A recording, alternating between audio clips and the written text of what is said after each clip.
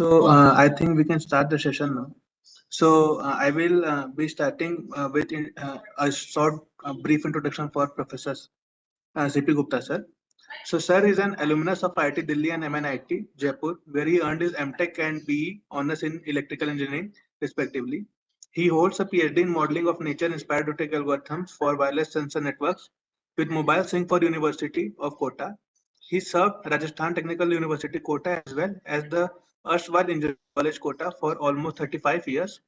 During this tenure, he held various leadership positions, including head of department, dean of the Faculty of Computer Applications, and convener of Board of Studies, Computer Science and Information Technology for 3 terms. Currently, he is working with Madanpalli Institute of Technology and Science. So, handing over to you, sir, for further proceedings. Thank you, Agam, for introducing me. And now, dear participants, this talk is about homomorphic encryption.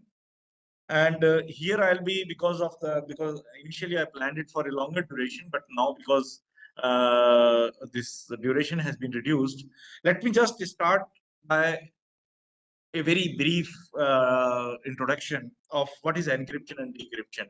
This we all know that encryption is basically a transformation of a plain text with the help of a key into a ciphertext. Okay, and decryption is the reverse process. So process needs to be a reversible process.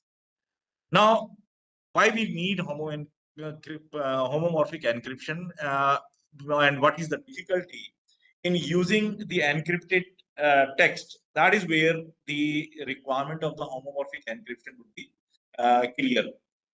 So what happens is when the data has been encrypted, if we want to compute or we want to use the data for computing purposes, we will require to first decrypt the data and then use it use the data for computations and then encrypt the data once again for security purposes.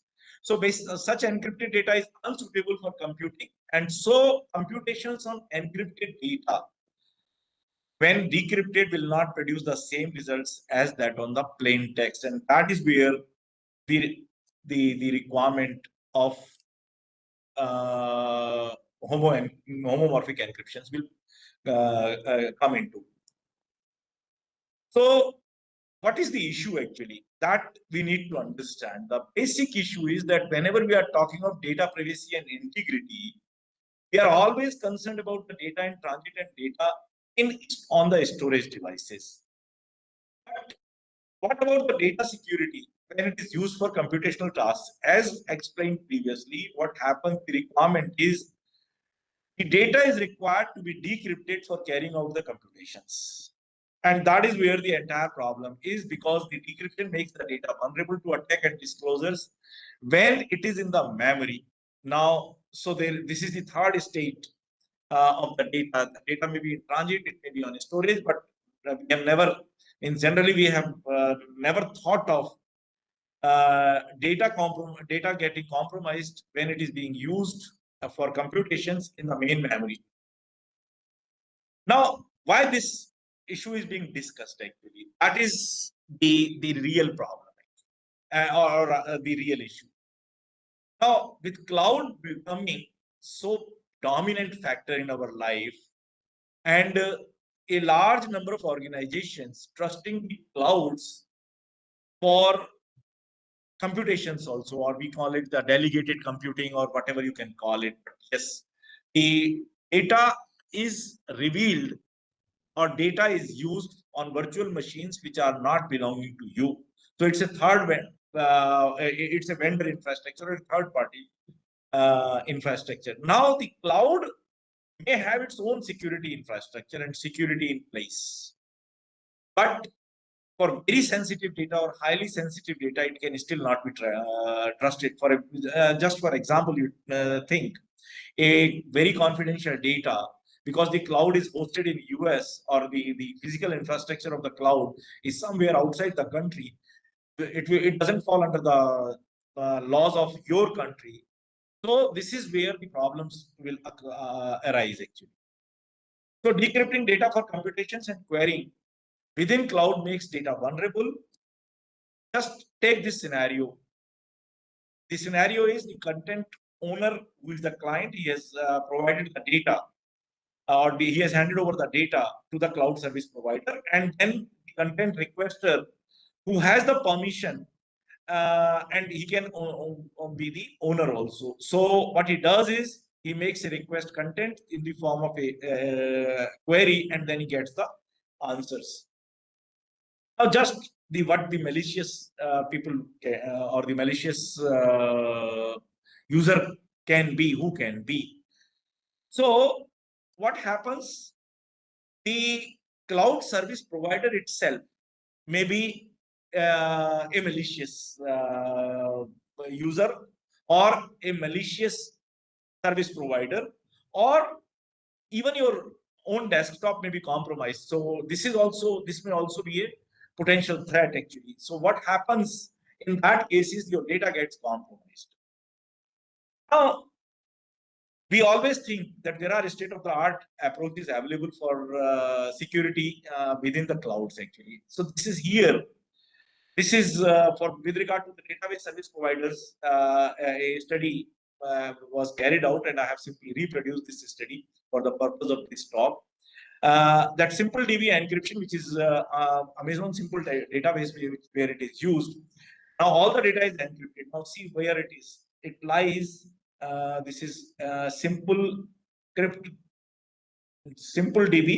So UCI is somewhere here. Should I just take the pointer? Yeah, pointer options. So this is the ledger. So just see the UCI. So few distinct values fall into a bucket. So this is, if I take the best case, then this is your CPA score. Means if you don't have zero capabilities, service provider capabilities 0 to 0, this is all 100%. So ideal is required to be at this point. But now see, UC is not very close to anywhere close to that.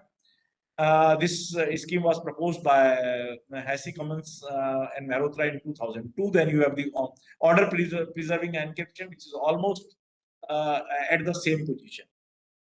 Then you have the CryptDB, which is an adjustable security. This is somewhere in between, means the capabilities is 100% and security is only 50%. So nowhere near the required level of this ideal, where you have the 100% provider capabilities and you have the 100% security. Now, SimpleDB encryption, if you see, capabilities, no capabilities are exercised. It provides only the security. Okay. So if it is security, then yes, we have to have decryption for answering any queries. Now, what is the solution? The solution lies in homomorphic computing, and that is carry out computations without decrypting the data within cloud memory. So no decryption will happen within the cloud memory. The entire decryption will happen within the owner of the data.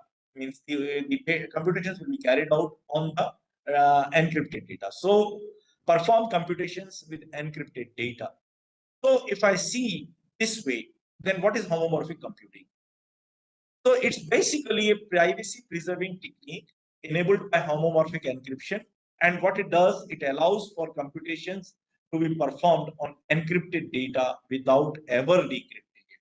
Now, that is an ideal statement, that this is how the ideal situation shall be. But as we discuss, as we proceed further,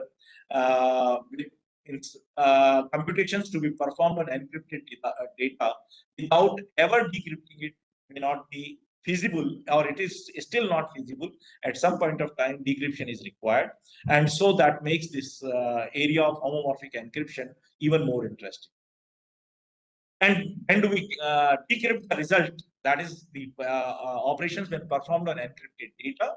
The result will also remain encrypted, and then to obtain it in the plain text, we'll require, we'll get the identical results as we would have got if the data, the computations would have been performed on plain text. Now, to begin with, I'd simply represent or just provide a definition, reproduce the definition of homomorphism from the mathematics point of view. So basically, Homomorphism is basically between two topological spaces, x tx and y ty. It's a one-to-one correspondence. And the requirement is that both f and f inverse, that is both the functions, function and its inverse are both continuous. And so if that is the case, though, so what happens is if we say that v is equal to f of u and then u is f of f inverse of v. And so these are some of other properties. Union of means u1 and u2 is equivalent to union of transformed data sets, and so is the case with the other source. This is sorry, first is intersection and then another one is the union. Now, this is a scenario, this is an example actually that how which explains the homomorphism. The left hand side is Z3, the field, the ring Z3, and on the other side it is D3. So what basically we say is that the group D3 contains a size 3 cyclic group R, and which is identical to Z3 in structure only. None of the elements of Z3 are actually, and see the mapping 0 is mapped on E, that is E, R and R square, they are in D, and 0, 1, 2 are in Z3.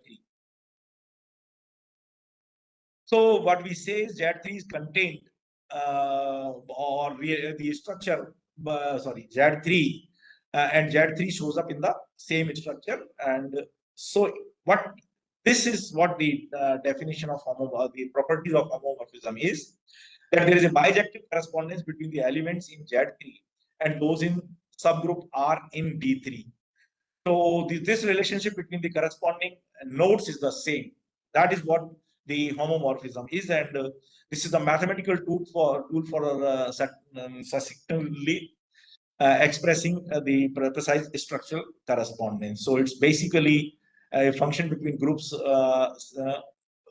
So this is an example actually, and that is where we need to understand, and the definition will be more clear. So we simply say, if we use the previous example, then phi is the function. So it's a Z3 mapped to D3. So the Z3 here is known as the domain, and that D3 would be the co-domain. That is from where that's how we are mapping.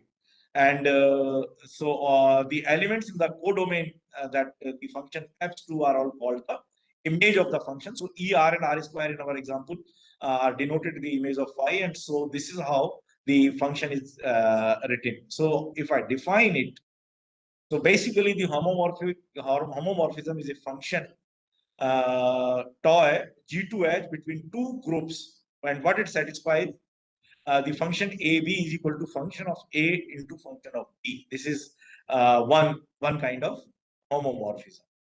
So, and here operation, we are not saying it's multiplication operation. It may be one operation, or it may be more than one operations. Also, both of them belongs to G. A and B belongs to.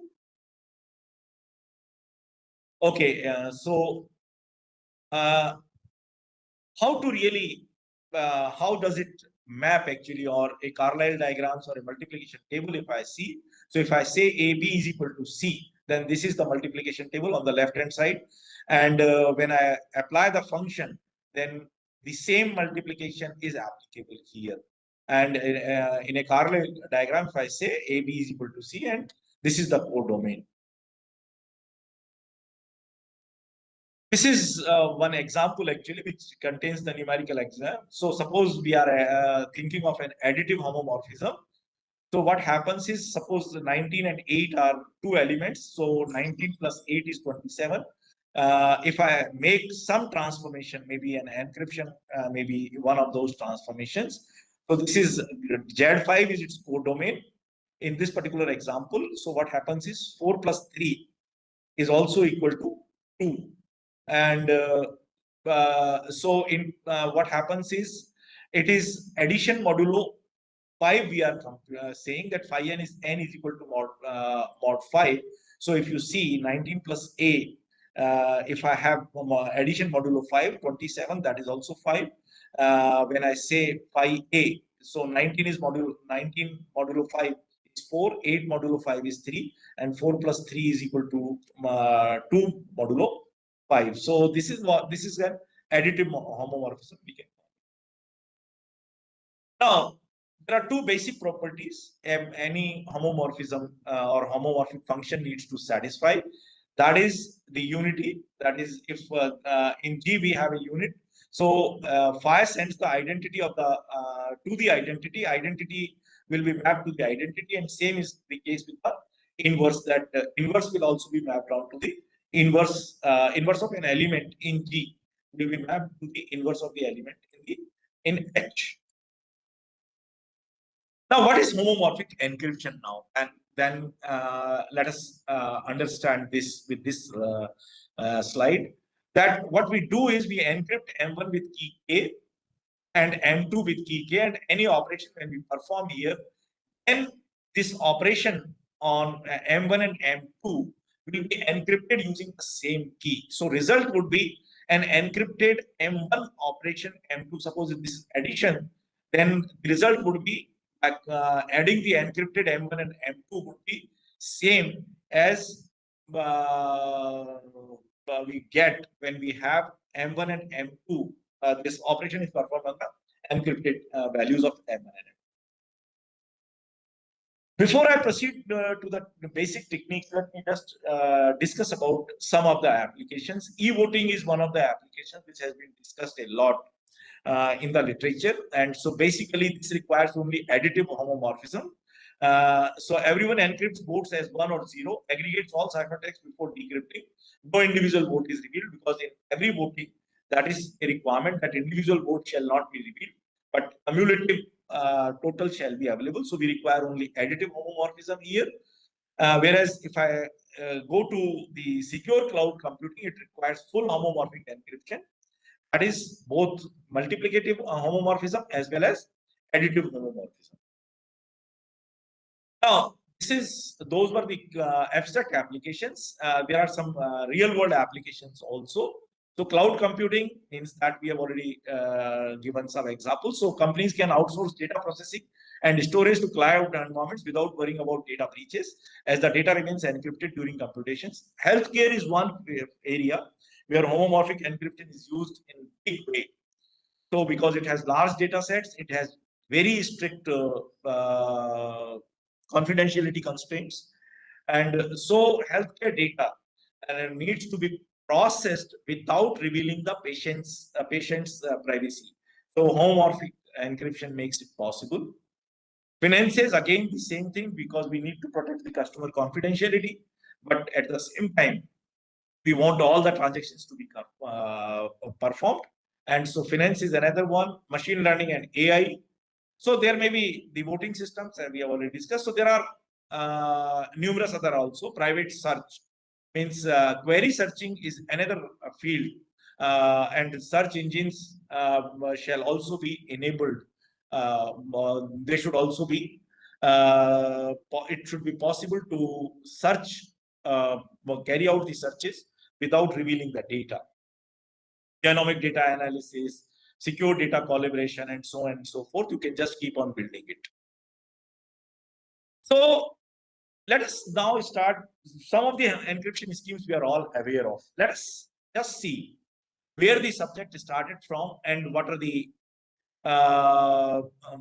some homomorphic encryptions, homomorphic properties which are already available with the well-known schemes. The well-known is unpadded RSA, where because we perform the operation exponentiation here. So M1 to the power E is into M1 to the power E is M1 into M2 power E, because this homomorphism is inbuilt. It uses the properties or explores the possibility property of the multiplication, where this can be carried out very easily. So, and the another one is the Al-Gamal. So we have a public key, and H is which is the text cipher. The another function H, which is G to the power A, and cipher text G R1 and H1 R1 M1. So this is how. So multiply both components. So these are two separate masses, M1 and M2, and if we do it, we get the multiplicative homomorphism in Elgamal also. Then Abelian crypto system, which is additively homomorphic. Now we have some fully homomorphic encryptions also. The full definition of fully homomorphic I'll provide a little later. But the problem with these schemes are they are very slow. In any case, we all know about RSA, that RSO is comparatively slower. Now that's how the development of homomorphic encryption has happened actually. The idea was first floated during the development of RSA itself in 1978. And in 1980, Goldwasser and we call it GM crypto system, which was really discussed in 1980. But nothing happened till 2008 actually, or 2009, when Craig Gentry first announced in his PhD thesis the fully homomorphic encryption. It was a thesis published in Stanford University, and that's where, after this particular thesis, that the people have really thought of and considered this particular field very seriously, and they found a lot of potential with this particular field. And now this field is one of the very hot topics, and a lot many startups and lot many companies are working to realize homomorphic encryption. So in 2009, then the Gentry, Vakuum was Gentry's student, and then you have the GH implementation, then you have the PGV, we have GHS, and so many encryption algorithms. In fact, now the work is very actively happening in the field of homomorphic encryption. Now, there are three basic classes of homomorphic encryption, and this we need to understand. There is a big difference between the three actually. The first class is partially homomorphic encryption, where it allows one math operation, either addition or multiplication. We have discussed two cases, say unpadded RSA and Elgamal, which are multiplicatively homomorphic, whereas Pallier system is additively homomorphism, but none of them can provide both the operations simultaneously. So it can do only one operation, but those operations can be performed multiple times. So that is one important requirement.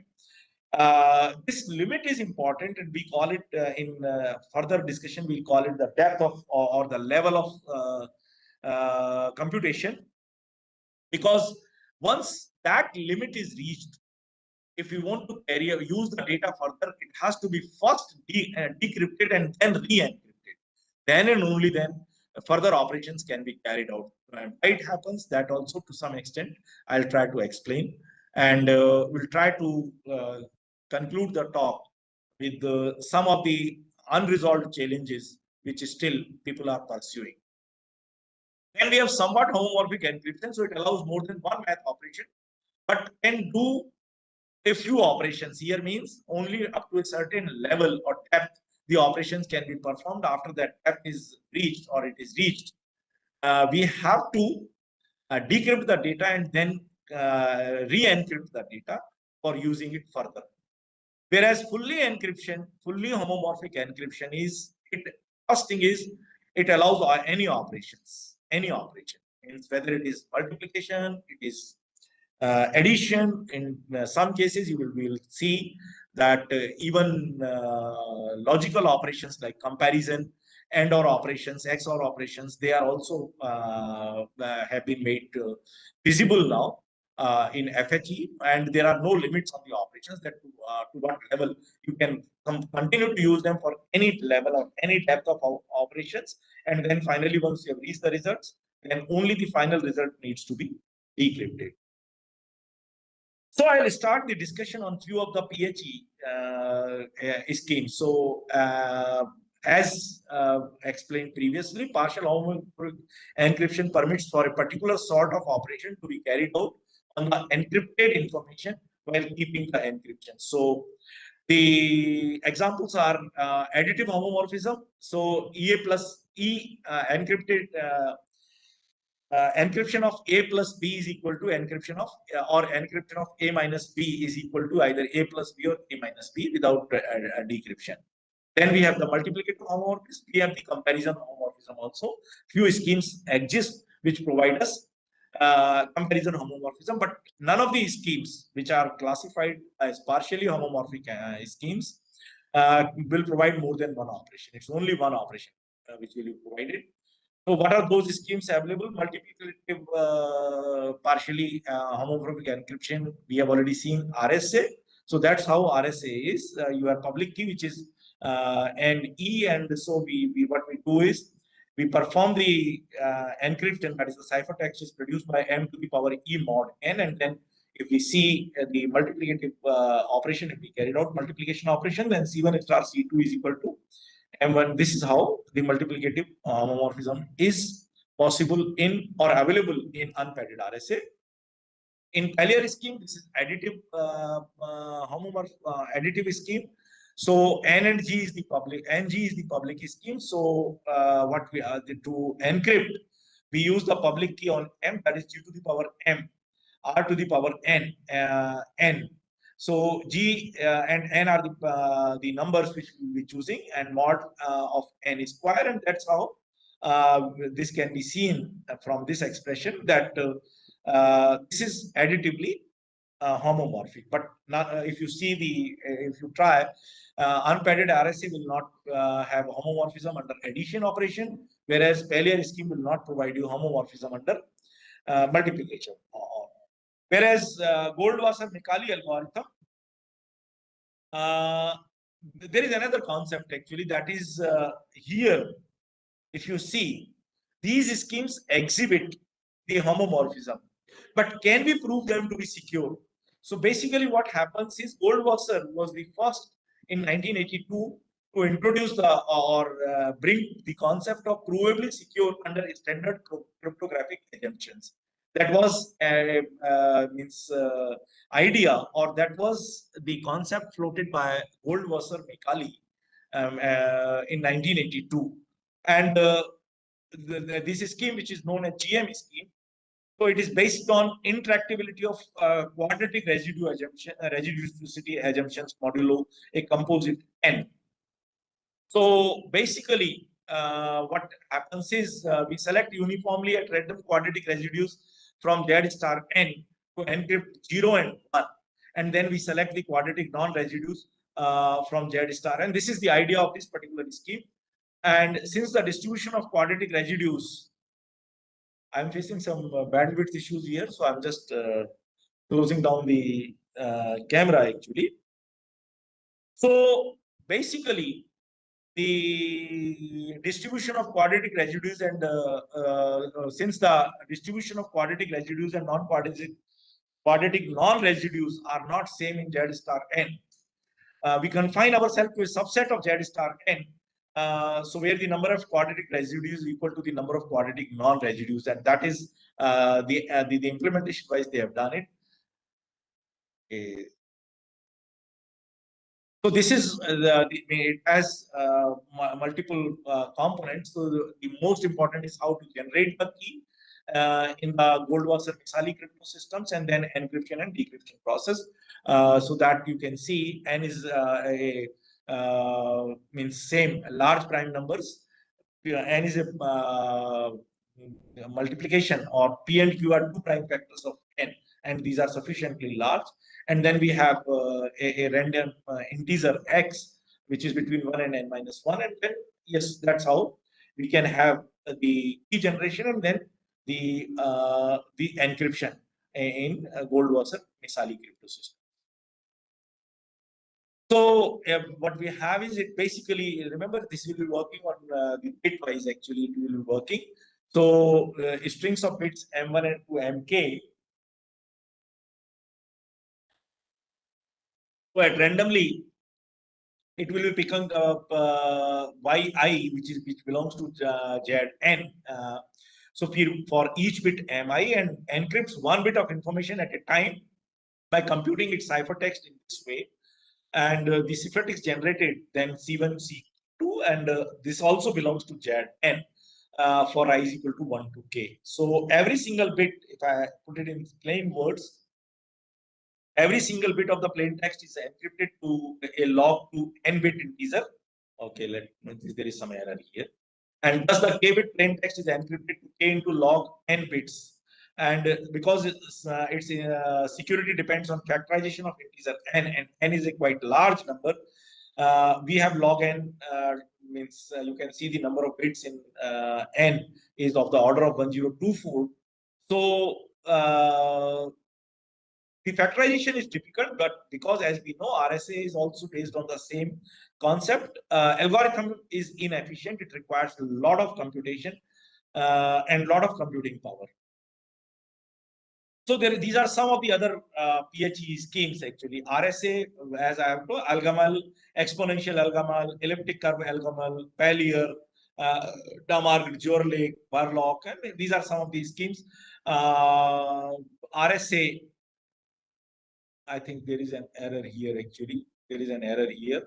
RSA is multiplicative. So PHE schemes, there is some error here. So, but that's how these schemes work actually. They provide it. Now, the next part is, or the next class of algorithm is somewhat homomorphic encryptions. So it permits for a limited wide variety of operations to be carried out on encrypted statistics or encrypted data. Remember here the depth is limited. Number of operations may be more than one here in somewhat encryptions. So basically it cannot help an unlimited number of single operations without compromising security. If we go on carrying out the operation, that at some point of time, the security breach may happen. And just to prevent that, we have to have some other mechanism, or we have to take secure. So either to limit the depth of the circuit, as it is called in case of the homomorphic encryptions. So basically, but the computational performance of these algorithms is better than the fully homomorphic encryption. So you have to find a trade-off, that what to do, whether to go for the highest level of security, or we are looking for computational performance, and that trade-off can be found in the somewhat homomorphic scheme. So these schemes are Pallier crypto systems, which helps additive homomorphism, and the Algamel crypto system, which helps multiplicative homomorphism. So this is how the Algamel homomorphic crypto systems on multiplicative homomorphism or multiplication operation is provided. So we are working on a cyclic group G with generator G, and let A denote the public key in use.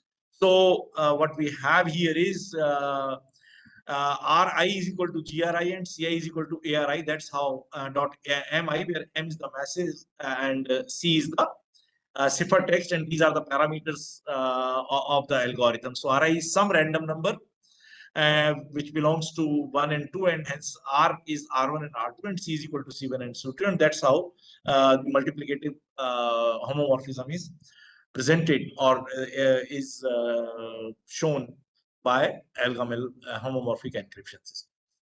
And then we have another version of Algamel, which is additively homomorphic. So here the encryption is ZQ, which is a multiplication of GQ into G cross GQ. So we have a different function EM, and so when encrypting a message M, we are now first transforming it into G to the power M, and then we proceed as before. In other words, the scheme is the same as before, except the message takes the form G to the power M instead of M. In additive, in the multiplicative algorithm, we have M, whereas here it would be G to the power M. So this alternate scheme, sometimes called exponential algorithm, is additively homomorphic, as shown here. You can just verify that this is it exhibits homomorphic property under addition operation. Now this is another scheme, Brakarsky's SWHE. It operates on a polynomial ring, and they are the plaintext and ciphertext are vectors of ring elements, and multiplicative homomorphic multiplication much more expensive than homomorphic addition. Same way, in any case, multiplication is always expensive than addition, but here the cost is little more. So what we can and what is the capabilities of this are, it can evaluate low degree polynomials over encrypted data. So for particularly for multiplication, we cannot use it for large multiplications. We have to restrict it to lower order polynomial operations. Now, this is one of the applications which is literature, where the literature has discussed, and this is for statistical analysis, that local hospitals are submitting data to the cloud aggregators, and there is a model. So medical researchers can investigate the disease outbreak. So means this is statistical analysis can be carried out, because statistical analysis basically requires computing mean, mode, median, and those kind of functions. So for that, SWH is quite suitable. And this is how the security model, this is the security model. So researchers does not learn the individual patient data other than what is explicitly leaked by the model. So this is a semantic security which is provided by SWH. Now, this is how, as I told, means if you have vector x1 to xn, mean can be computed in this order. And so because in any case, this is providing us additive homomorphism. So mean will not vary. And so the covariance is again, because covariance does not require multiplication in greater depth. So we can have it. The covariance can also be computed. The difficulty is division operation is involved in this, and division is difficult to support. So we have to represent it as rational only, and depth is 0 circuit for mean, and depth 1 for the covariance. So depth 1 means we require only one multiplication per data value, and so that's why we call it a 1. Linear regression can also be performed on encrypted data. So suppose this is the matrix. This is how we can perform the linear regression on encrypted data, which is somewhat an homomorphic encryption scheme if it is used. So depth, it is for n-dimensional data, it has to now be n. And so that we have to see whether we can have those, but computing power, because if it is very large, the value of n is large, then yes, there will be a difficulty. So the data dimension is important. There are some other applications of SWH. We have batch computations, the targeted advertising, that is another, and then we have the data aggregation, because data aggregation may not require depending upon the aggregation algorithm, either it is computing mean, median, or some statistical analysis, then yes, it can be used for data aggregation purposes also. Now I come to the very important field, and that is the FHE, which is the most talked about field actually these days. And so basically it is the maximum powerful type, allowing both addition and multiplication operations on encrypted information. And it also allows Boolean operations like AND or not. So what it makes is, because now you have a full set of operations to be performed. All these operations are possible to perform, and that too without restricting the depth of the operation. We can really, this makes the FHE very, very powerful. So it permits computations on encrypted data without ever decrypting it and making it extraordinarily stable. But computationally, it is very, very intensive. And so we have to see what we can, to what extent we can use FHE and what applications we need to use it for. So this is how this is defined. So encryption, we have encrypted M1 to MT. We can compute the function F on M1 to MT, whatever, without compromising the privacy of the. So it works well for all families of the functions for unlimited computational time. And these are some of the schemes, the earlier schemes. Now we have more schemes also, Gentry BGB scheme and Gentry DGHB scheme. These are fully homomorphic encryptions. So if I just give you an overview, any number of operations, bitwise XOR and AND can also be performed. And all computer programs can be written in terms of these operations. So basically, I'll just tell you how to perform this operation in this subsequent slide. But so what is the idea behind it is that every addition and multiplication will add some error, because the error is when we are using the encrypted data, the result would not be the same. Because the initially it will not be the same.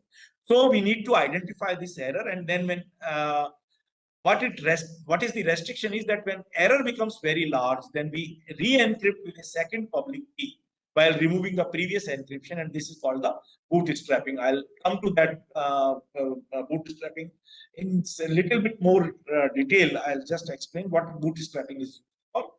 So it's basically done in such a way as to decrease the error and more operations can be done on this re-encrypted data. Because fully homomorphic encryption schemes becomes very, very expensive if we do not use bootstrapping. And so basically the idea of bootstrapping is to reduce the computational requirements on FHE. And what FHE guarantees actually, that is what is important. And that is, it is cryptographically secure, and it is guaranteed secure. And so you can have a trust in the system, and it provides that kind of trust. So FHE is secure given approximate GCD is hard. There are some schemes which uses GCD, and so approximate GCD is very, very hard. Then bootstrapping makes assumptions that sparse subset some problem is hard actually. These are some of the approximations, the assumptions. Say this is Gentry fully homomorphic encryption using ideal lattice. So this scheme is based on approximate GCD, and bootstrapping is carried out on sparse subsets of problem, sparse subsets of some and sparse subset, and it utilizes that this problem is very hard. And it is better security guarantees have been provided. And after that, but yes, since 2009, a lot of work has happened in this field, and the security is improving every day. There are some practicality of FHE. Bootstrapping is an extremely time-consuming operation, so that is another restrictions on FHE, because the first scheme of Gentry, which is provided in 2009 thesis, it uses bootstrapping. So since 2009, a lot of improvements have happened. So Vaikunthathan, there is a, I mean, say if you see, in 2011, Vaikunthathan proposed one scheme, and C. Gentry and Halvey proposed GHDV. In 2012, one of my students, Itish, she worked on fully homomorphic encryptions with symmetric keys, and we did not use any bootstrapping here. Then another student of mine, he used fully without bootstrapping. The earlier scheme was the first scheme which we proposed, that was based on algebraic structures, and it used linear algebra. But yes, the overhead or the overloading means to encrypt a bit. One bit actually will produce a 16-bit result. So the loading is 1 to 16. So it requires more bandwidth, more bit, and then everything means the overall data expansion is too large. And since then, a lot of people have used and made further suggestions and improvements even in these two schemes. We have generated quite a few citations for these two papers in that. Now, FHE can also be used for answering queries, because query answering is basically, we generally think it XOR and AND operations. So what we require is to translate the query. So this is quite cumbersome process. So we don't want to, we would lose out on algebraic operator by operator processing used typically in database systems. So the question is, how do we support algebraic queries processing on encrypted data? So this is how this is one of the schemes actually. So here what happens is every table is appended with a presence bit column, and there is an additional arbitrary row is also created. So suppose this is your original table. So this is how we will add one column here. If you see the P column, whether this particular row is present or not present in the original database. So all the first 5 rows are present. So we have a 1 here. The 6th row is added arbitrarily. So it is not present in the original database. We put a 0 here. And so every value in the second table will be encrypted using PK1 and sent to the server. And that's how we will perform the query actually. Suppose A and B are encrypted. So if X is equal, and we want to compare X is greater than A is greater than B, then if we say X is equal to A, else X is equal to B, this is an if then else statement. So flag A greater than B, X is equal to flag star A plus not flag star B. That's how the circuit or the computations have been carried out. So that's how we require the computational model for. These models are required to be generated for the schemes, that how the schemes will be used for carrying out the comparison. Say here A greater than B query. Actually, the query is here A greater than B. So that's how the computational models are required to be developed. So this is another example actually. This is a select query. So for every row A and P in R, if match is equal to column of A, then it's the value. So produce a row in result as a AP and match. So that's how we can create this model. So that is what is required to be thought of whenever we are thinking of any FHEs. So we require a data model. Every table has a presence bit column. This is a particular scheme actually I have developed, where they have developed a model this way.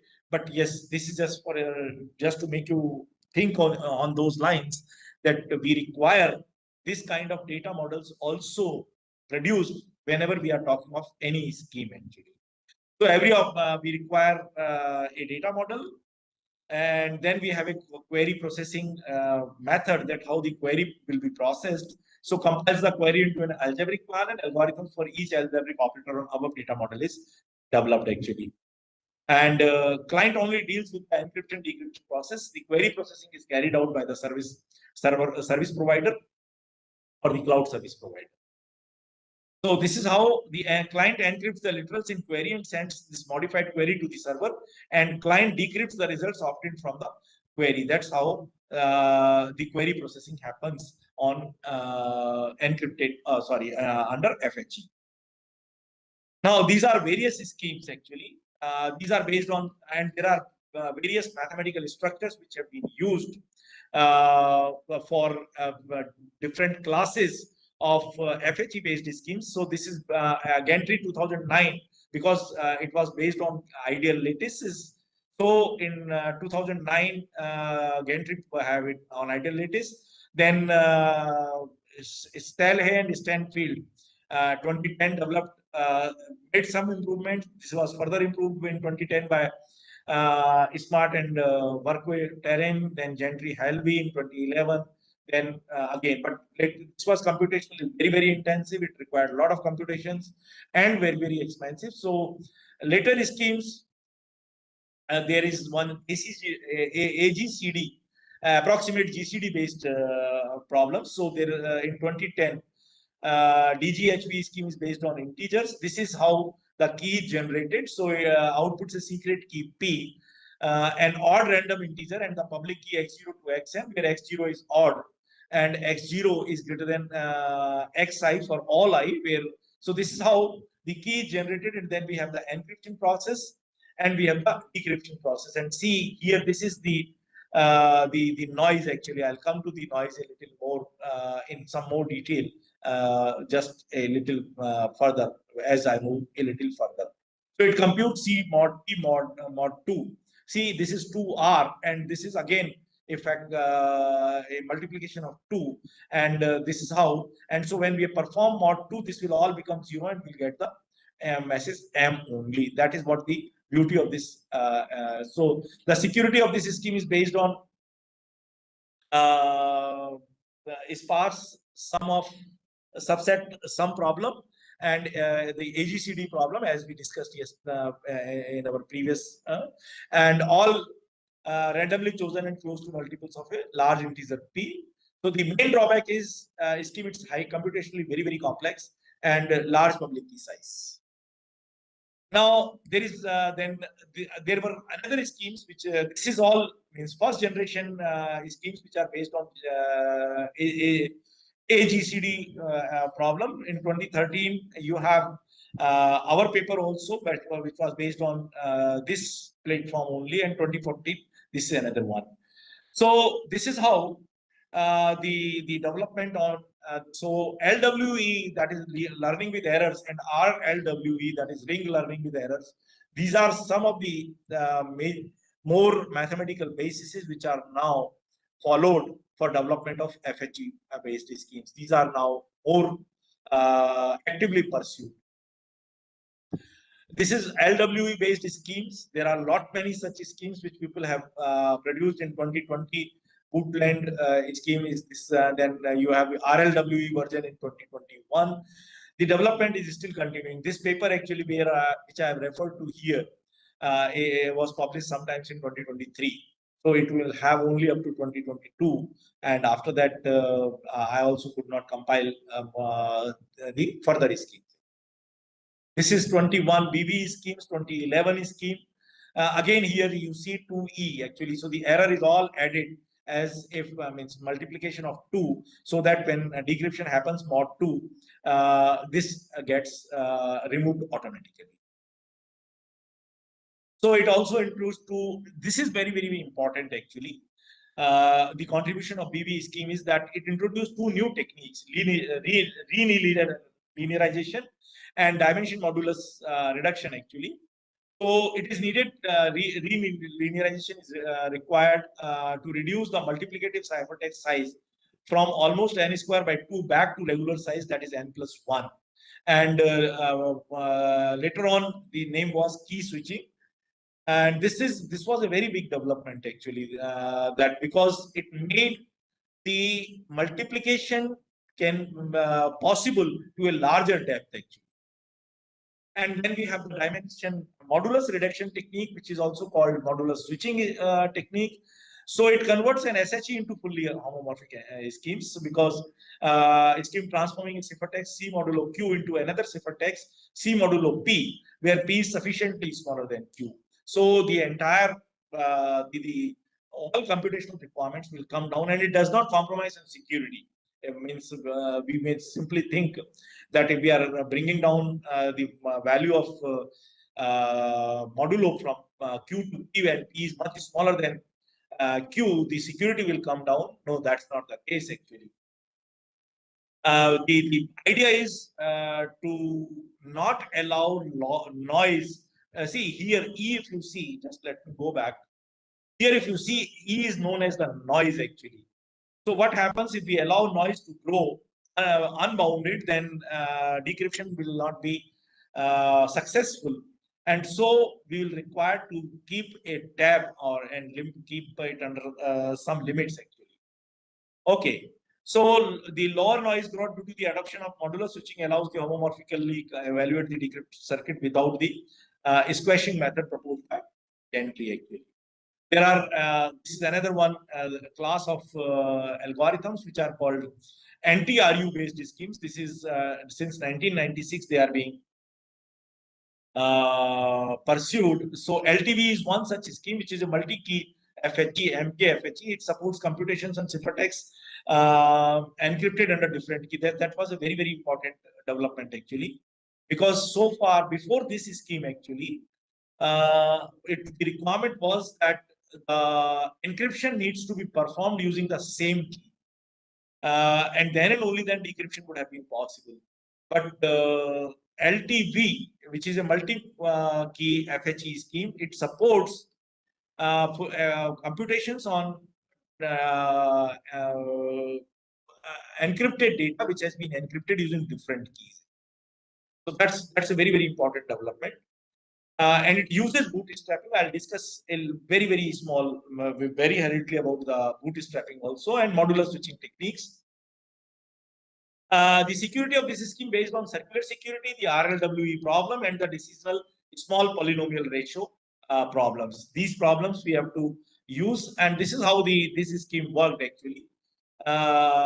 Because this talk has been shortened from 2 hours to 1 hour. Actually, I may not be able to discuss all these in detail. But yes, this will be available to you, and you can read it and then pursue it further. These are some of the developments which are happening on FHE schemes which are based on NTRU. Then we have these schemes which are next generation and the current generation schemes, and these schemes are based on learning with errors and ring learning with error schemes. So one of them is the initially 2013, which is GSW scheme. So Gentry, Saha, and Waters scheme. So eigenvector, approximate eigenvector method it used. So the purpose is to allow, not to allow the error growing unbounded actually. So it reduces the error growth introduced by homomorphic multiplications to a small polynomial factor. And this is now the development which is now all the researchers are they are pursuing more FHE based on LWE and RLWE, and these are some of the developments which have taken place till 2022. Then further works which have happened on LWE and RWE. So this is more like a survey actually. Okay, now what are the we have seen different schemes, so there are pros and cons. So if we see the second generation schemes, BGB and BFB, these are integer arithmetics, efficient packing. So SIMD applications can be used. These are scalar multiplication can be used. Linear functions, fast linear functions can be computed. Efficient level designs can be carried out. The problem is slow bootstrapping and slow non-linear functions. It's very slow. Third generation, one of these schemes, which is TFHE scheme. It doesn't support batching, but otherwise it has quite a few applications. And fourth generation schemes like CKKS, these are again slow bootstrapping and slow non-linear functions. So we need to really work on making the bootstrapping somehow more efficient, and growth of the error. Now the objective is to slow down the error, and that's what the bootstrapping. And I'll just give you a very small idea that what people are doing and what the researchers are performing. So this is some of the properties of the most widely used scheme. So if we see the BGB and BFB, this supports very fast operations. Scalar multiplication, arithmetic, and non-arithmetic operations are not performed. This we can simply see what are the capabilities of these schemes. Now we have been talking of FHE just to give you the idea that what is this is actually. So basically what happens is the fully homomorphic encryption schemes are computationally intensive. So what we do actually is that rather than using larger keys, what we make is we add a small noise with the data and then we use a smaller key. That's what the basic concept is actually. So noise is introduced into FHE schemes by adding a small random term to the plain text during the encryption process and masking the data and ensuring security while making ciphertext appear random. So there are two ways of providing better security in FHE schemes. Either use larger keys or use noise actually. Now the most of the attention and most of the emphasis of the people is rather than using larger keys, let us use noise and then somehow restrict the growth of the noise so we can go to deeper levels actually and carry out more operations without decrypting the data. I hope I have some 2-3 minutes more available. Yes or no? Okay. So the noise growth with each homomorphic encryption, as I said, and if it exceeds a certain threshold, decryption will fail. So FHE schemes use noise management techniques like bootstrapping to reduce noise and allow for more computation. So what is this? This is the property that it is sampled from distribution of small terms. from a set of polynomials with coefficients. This is only one of the examples. You can use some other technique also. The problem is if we allow the noise to grow greater than the certain maximum value, decryption will fail. And so what we require is each scheme will have its own set of parameters. And the homomorphic encryptions increase the noise actually. With every noise, with every operation, the noise will increase.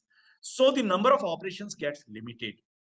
So how to control this noise growth? That is the entire focus now. This is one of the example actually, just see, and this example I like to present in greater details that how the noise grows. So say P is the private key. So what we have done is if we encrypt M into a big integer C, we sample integer Q and R, and so what it is, the ciphertext is PQ plus 2R plus M. This is how the ciphertext is. So when we decrypt it, to decrypt C, we do C mod P, which is 2R plus M. If 2R plus M is smaller than P, then we reduce it to mod 2 and we get a M, ending up with M. That's how we control. Now, that if 2R becomes greater than P, just see, because with every operation, this value of 2R will keep on growing. So if 2R is bigger than P, then decryption will not work, because reducing mod P would not result in 2R plus M. So 2R is the noise in the scheme. So C0, just assume this way that if this is larger, so what happens? C0 plus C1 becomes Q1 plus Q2 plus 2 R0 plus R1 and M0 plus M1. So which means an addition increases the noise. The multiplication also does so. So with every addition, the noise will keep on increasing. So there is maximum acceptable value for this noise, and that's the reason the operations are limited. And so we have some bootstrapable encryption schemes, which is again a version of FHE. I'll just so basically the bootstrapping is a technique which is used to limit this error which is introduced, or the noise actually. The term noise is used in with regard to the FHE, and not, we don't use the term noise here actually, error here. Okay. So BGB was one of these schemes, which was bootstrappable homomorphic encryption schemes. So what is bootstrapping? This let me just. This is how the bootstrapping is. This is our classical decryption that you have. You have the decryption algorithm, provide the secret key, and we'll get the plain text. Whereas what we have in bootstrapping is we have a refresh key, which will encrypt the secret key, and then homomorphic decryption will take place with the encrypted secret key. And then finally, we'll get again a ciphertext, which is encryption of plain text. So this is equivalent ciphertext with lower noise and larger computational budget. Now we can, because the noise has been brought down, we can continue with the computations further. So bootstrapping, basically, this is noisy encryption, in which evaluating homomorphic application increases the noise magnitude and lowers the quality. Computational budget of ciphertext. Please remember, bootstrapping is used to limit the requirement of the computational complexity, to bring down the computational complexity, and to bring down the computational requirements.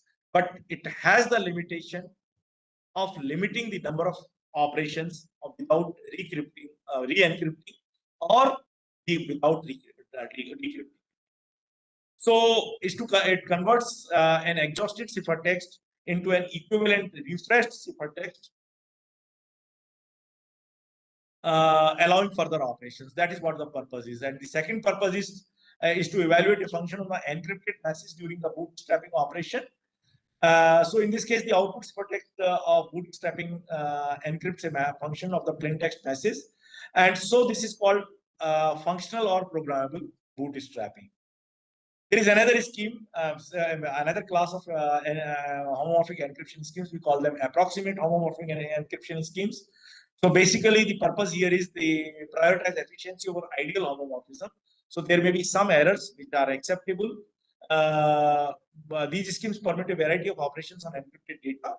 May also introduce few small errors within the consequences actually. actually. That is what.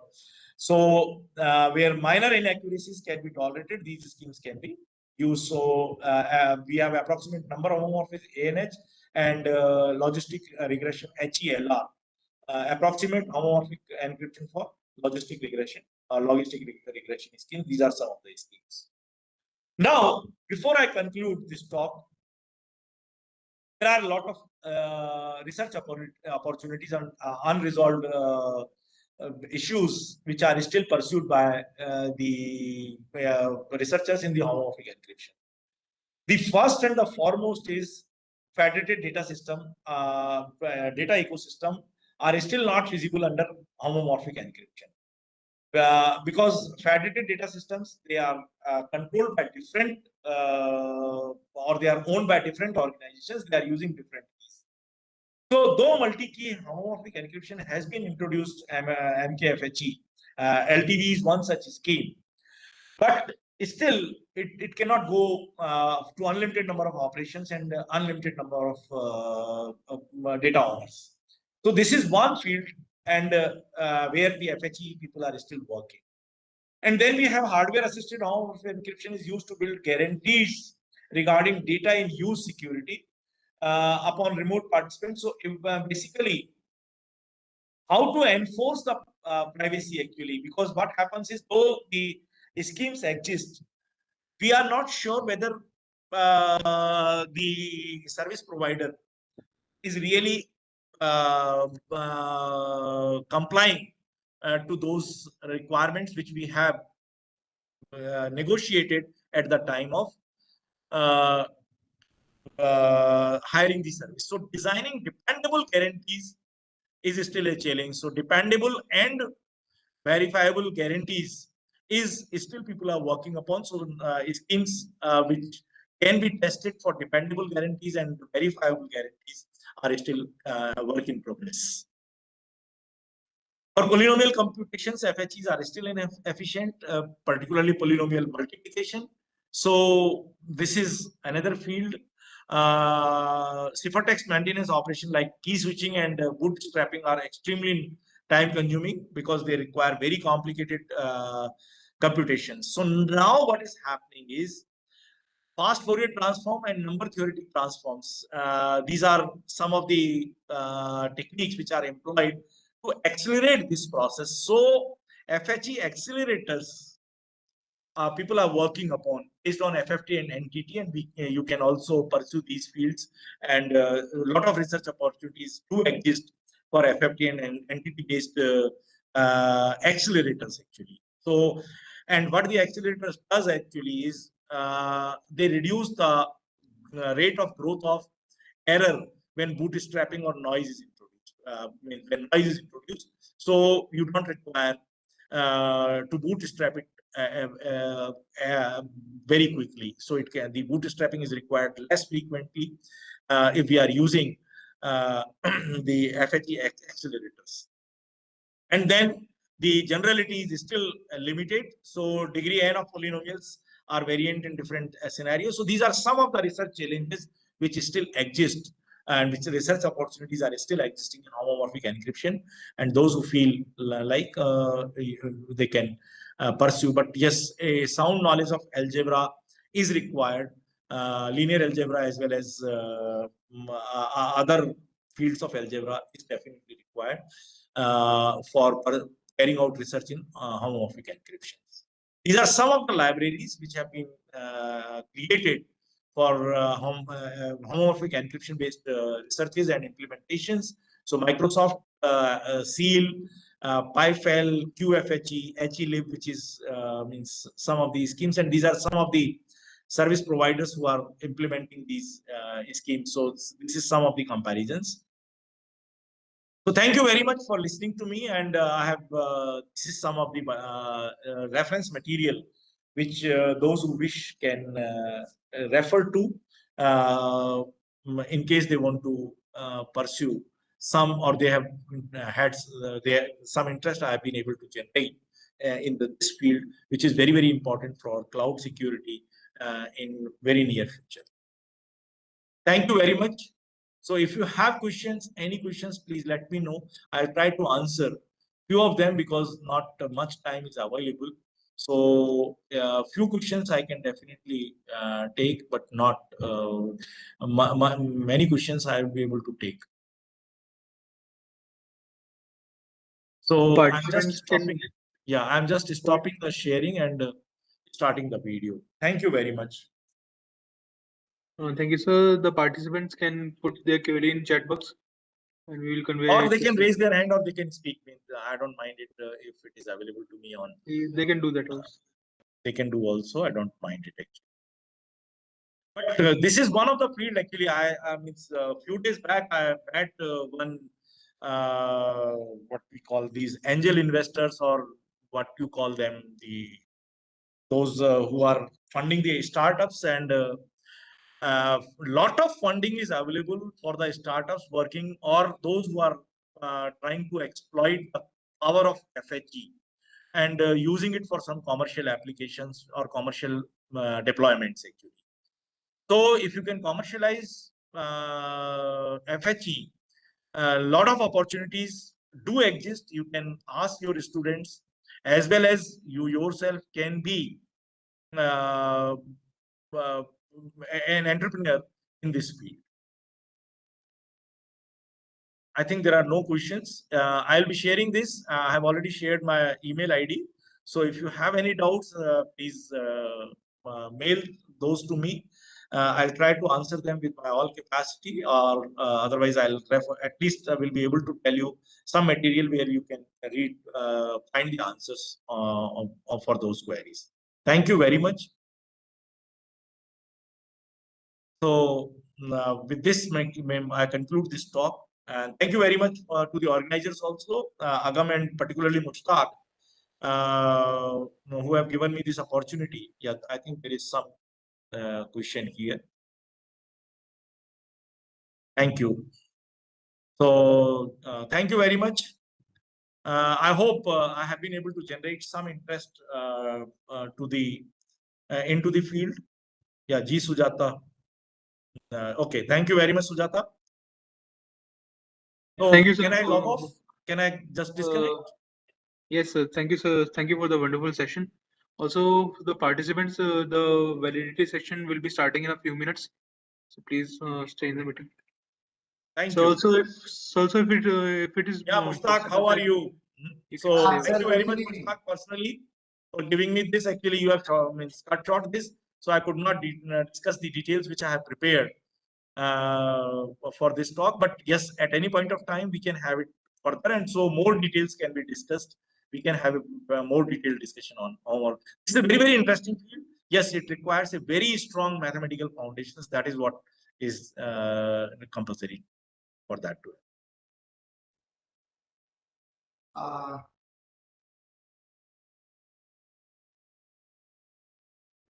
Well, I asked the audience if you have any questions pertaining to the topics that the CP sir has covered. Please ask any question. Either.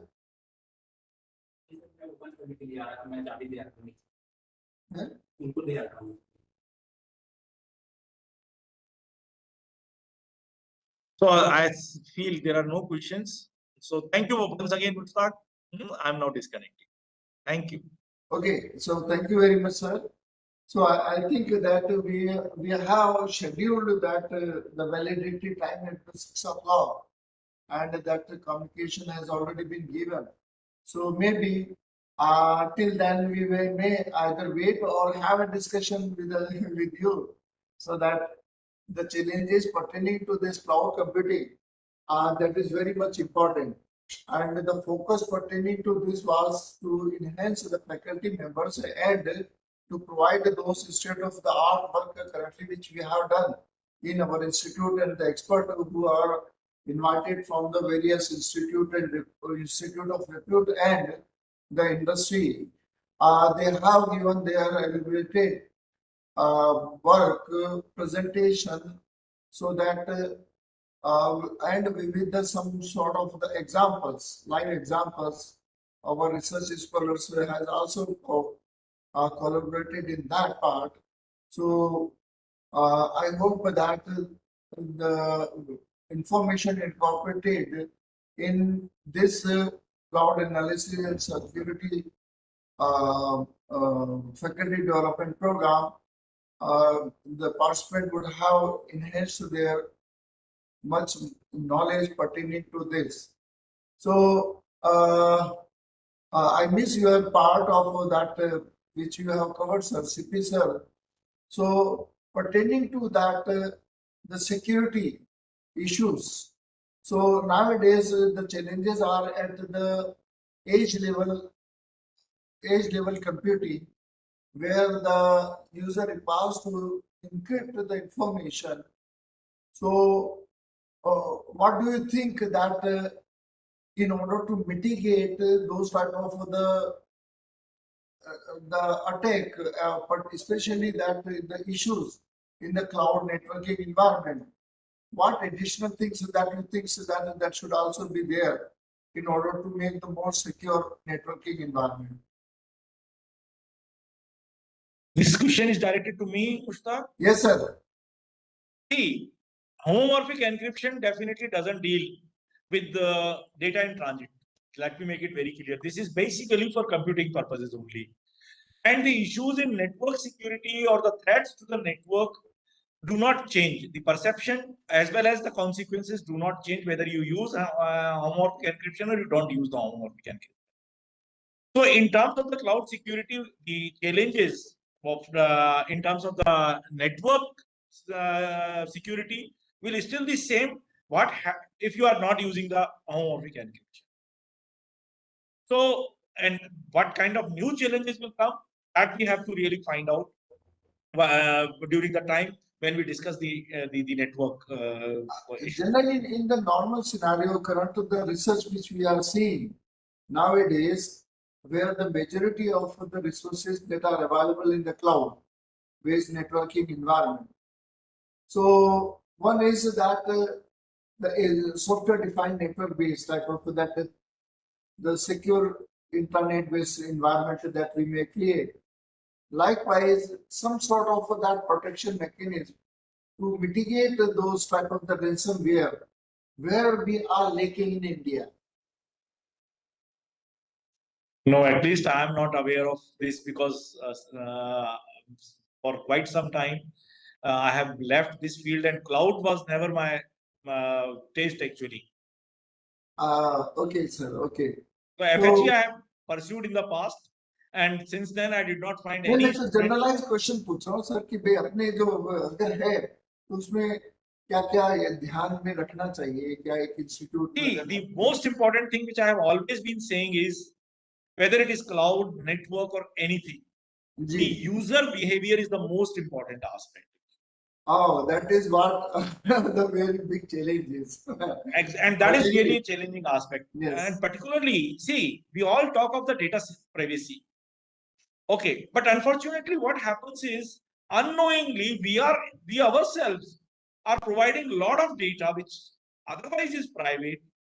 A very simple example: people are traveling, okay, and so from the airport, they are sharing their status. Oh, traveling from Chennai to Mumbai.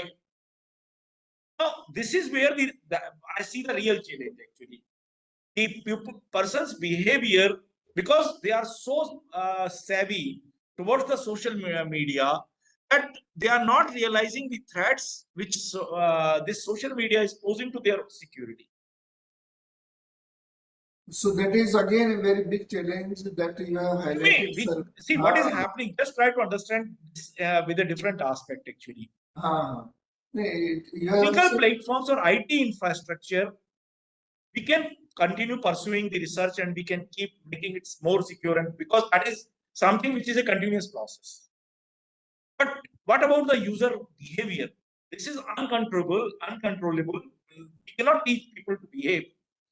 The people themselves have to realize their responsibility and discharge or behave accordingly. Another aspect for this actually is the user education. That is, I mean, both of them are really correlated very closely to each other. So one part is we need to design the user education, and at the same time we need to develop tools for evaluating the user behavior so as to we can continuously improve the educational modules. Right. So that is a big challenge actually, and lot of work is required to be carried out in that aspect. Correct, sir. So pertaining to that, I would like to state that there is a one bigger challenge that is nowadays arising, and because of this AI, the excessive use of the AI. So people are misusing because at their hands on those type of the tools are freely available, where the exploitation of the use is more extensively being used, or they are doing that. Pertaining to that, the responsible AI is the new era. Yes, that is said, and where this is yes, where that this is very important accountability aspect. is required to be set. So Exactly. pertaining to that, the responsibility over the service provider who is providing those AI services, that has to lie over them, and the person who is using them has to go for those type of that responsibility. If they are using that in the malicious way, in that case the accountability has to be set pertaining to that. Yeah, I'll just add one dimensions to this actually. See, earlier, what was happening was that whenever a group of intruders or attackers, whatever you can call it, if they were designing an attack or trying to exploit a system, they were a group of humans, and so they have their limitations. Now, with advent and means unrestricted use of AI, what is happening is they are able to exploit or collect the information on vulnerabilities in very short duration, and almost all the vulnerability. Otherwise, maybe the vulnerability would have been discovered long after some time. By that, even the researchers might have found it, and it would have been plugged before. It could have been unearthed by the attackers or those malicious groups. But now, what is happening is you have the malicious group is using AI more intensively than the researchers. So they are able to find those vulnerabilities at a much faster pace. So the real challenge is that the researchers now required to be ahead of the malicious users. Earlier, to some extent, even if they are behind by some distance, it was manageable. But now it's not manageable. That's not manageable. That is a big challenge which you have means I could imagine. So perhaps pertaining to this important topic that you have stated, that requires another such type of that faculty development program to train the people for this responsibility related to the use of this AI tools. And I think that in future I would conduct a similar type of that program. See, here I have one more thing to add actually. When we are talking of responsible AI, we are restricting the developers. Means basically what we are saying is the developers need to evaluate the AI and find if it can be misused. And if it can be misused, they need to stop development of exactly. No, not the development. The person, because most the entire research they need to stop. So one thing basically what has to be understood is that it's not that those attackers are not carrying out the research. They are not researching. They are also researching. The only thing is their objective is different. Whereas you can think of hackers and ethical hackers in a very simple terms. Hackers, they are for commercial purposes. Ethical hackers are for good purposes. So once people know that AI has that power, they have the computing power and the AI tools available, they can always keep on developing but if we stop the research in the name of responsible AI, maybe the people who are responsible for making these systems secure, they are left far behind than the malicious users, because in any case, they will continue exploiting and exploring this. So especially pertaining to this, the challenges are existing both from the client side and the service provider side. So in that case, one way is that to move that tool or techniques that are being trained and service are being provided, the accountability or the monitoring from the service provider side should also be there. And that is what the more emphasis that now currently that is going on. And especially nowadays, there is no such SOP pertaining to that. So we do require to have those type of that stricter rules and guidelines to mitigate such type of that attack using the AI techniques.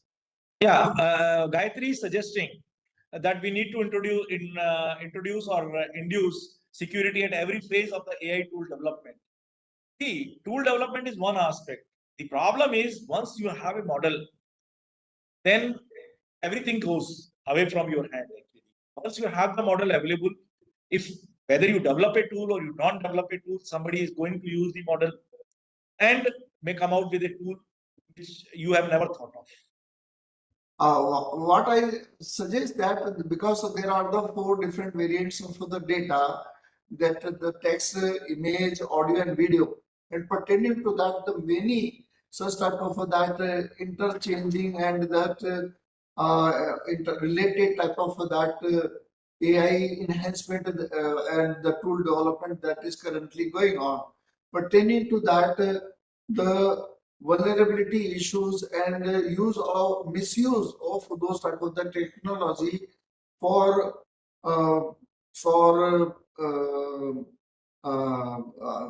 नुकसान पहुंचाने के लिए, you can say that. I mean, basically, this is that is commonly nowadays that are more. Yes. जी, जी, जी. See, I'll just share very recent development which I read actually about is that there is some AI tool or some AI which has been introduced, which will make a woman wear sari and then she can see how she looks in a sari. Now, for that, she needs to provide her photographs. Okay. Now, people are not realizing that they are providing photographs at their own willfully. अरे sir ये इसका example मैं आपको देता हूँ. There was one exhibition in the Jaipur itself. They said that we will give you the 20% or 30% discount, and you have to make your own photograph on that very site that they have already created the platform for that. And if you make that and give us, in that case, we will give you the 20-30% discount. You know what is this going on? My wife was interested to get that. This is data collection strategy. This is data collection strategy. This is the strategy. For data collection free of cost. They are not paying any cost because data collection in this way is very simple. And that's a verifiable data. And that is a verifiable data, correct. That is what another aspect of this data is. Usually for every such type of that activity pertaining to the authentications, that record or the tagging that is required and that has to be kept. So in that case, the amount or some token that has to be paid for each and every data or the person from whom you are collecting the data. Exactly. See, unless you increase the cost of data collection, AI will continue to grow at this pace. That is what. So previously we used to do some type of that methodology for collecting the data corpus. Exactly. Nowadays using some type now because people are willing to provide the data unrestricted access to their information means free of cost, and rather they feel happy that I have appeared on this particular website or but they do not understand the underlying threats and consequences. So in that, once I had given one talk pertaining to this generative AI techniques, where that something like that animated version of the image that can be created. Likewise, the same things. After some times, I find that the majority of the people were using that app and giving their valuable information. So in that case, the vulnerability itself we are creating where our informations can be used for various such type of that malicious activities. So some sort of that restriction to those companies and the agencies who are using such type of other tools and exploiting the users, that has to be mitigated. So I Exactly. think that if the participant suggests, in that case, we may also conduct a similar type of that generative and responsible AI, some sort of that FDP programs where all sort of these challenges pertaining to the AI and their use, we shall discuss with. Yes, there is a very interesting suggestion which has come actually. How about uses of blockchain on AI? Will it resolve some of the issues actually? Okay, my suggestion here is because I have also heard of this in the past also. It's not that somehow we need to have the AI models and blockchain to be integrated and restrict the usage or something like that. But unfortunately, I have not found any attempts to make this realize. So this may be a good opportunity and good field to explore for exploration by the researchers. And particularly, you can, Gayatri, I'll suggest you that just try to find out some more literature here and see, maybe even if you are somehow if you make a very small suggestion that this or that how these two can be integrated, then yes, that will be a big contribution. इससे related sir मैं आपको बताऊं कि जो है in 2023 we conducted the blockchain and its application on faculty development program where 181 participants were there, and recently we had in the month of June, I think, in the month of June, we conducted one faculty development program for AI and blockchain in healthcare. So in that use of this AI and the blockchain, especially in that healthcare environment, that entire FDP programs that was conducted where we have explored the challenges pertaining to those in the healthcare issues that are coming and how that has been validated with the use of the blockchain. That was thoroughly discussed. I think the pertaining to that the resources are available at the AICT website. Yeah, just put those resources into public domain or publish those resources. Make Also, them available. AICT is having those available. Generally, people do not go to the AICT website for any kind of such resources. To be very honest, they look for some institutional websites rather than AICT because particularly AICT has a very bad reputation on such kind of fields. That means that's a known fact.